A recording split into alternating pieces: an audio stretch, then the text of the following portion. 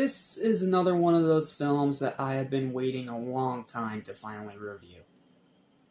But at the same time, I'm afraid if I review it too in depth, I'll ruin the experience for people. Because this is one masterpiece that you definitely need to see for yourself.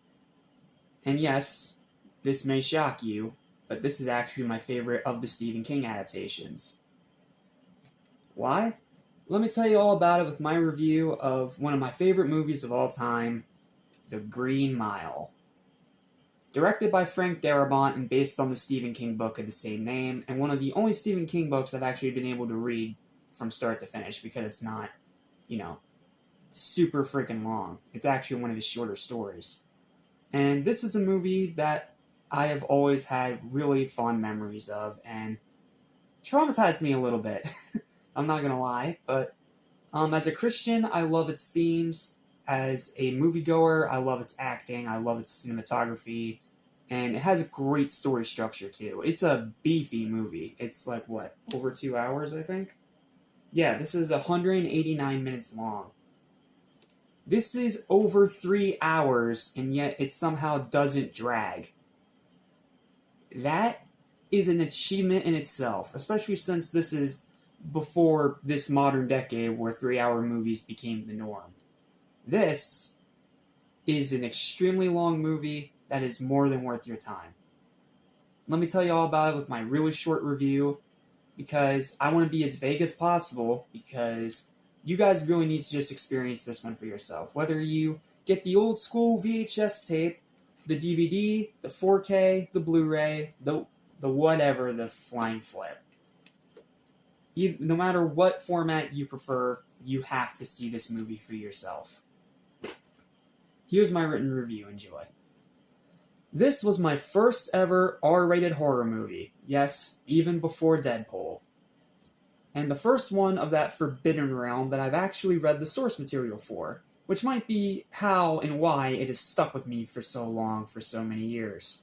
I don't hold anything against Stephen King, as he is a fantastic writer, but most of his books are just way too long for me. It's Dark Tower, The Stand.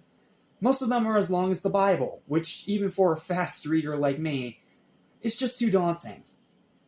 However, with Green Mile not only being one of his shorter books, but thanks to a relative of mine who had the original, 6-part mini-book collection thing, it was made a lot easier to read through. And it is a fantastic book, full of many shocking moments, a surprisingly uplifting story, and a very heartbreaking ending. Seriously, the ending of this movie will break your heart. In a good way.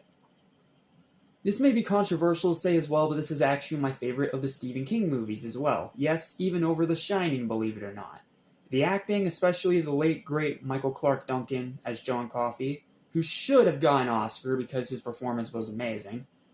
May he rest in peace. Writing, characters, structure, pacing, directing, cinematography, runtime, themes, structure, rewatchability. It's all absolutely fantastic. The fantastic execution of the ending from the books and the unflinching loyalty to the source material is just the cherry on top. I honestly have no issues with this one. It's, in my opinion, an absolute masterpiece. But don't watch it unless you are over 18, or else it might traumatize you a little bit, because there's some pretty terrifying concepts and deaths in this movie. Very effective, scary deaths. But at the heart of it all is an incredibly uplifting story with an ending that's going to absolutely crush you. I'm not going to say anything more than that because you need to experience this movie for yourself.